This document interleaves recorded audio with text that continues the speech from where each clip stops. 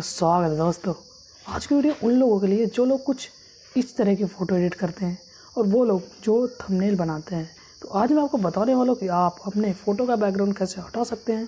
तो आओ शुरू करते हैं। देखो, बैकग्राउंड को हम ऐप से भी रेज कर सकते हैं और वेबसाइट से भी।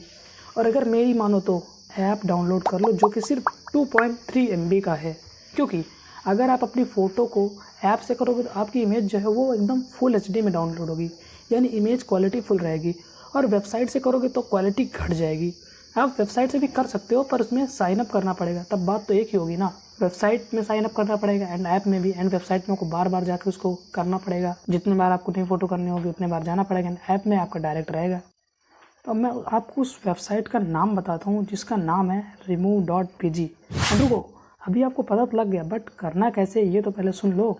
तो उस ऐप को डाउनलोड करने के बाद आपको एक साइनअप करने का ऑप्शन मिलेगा।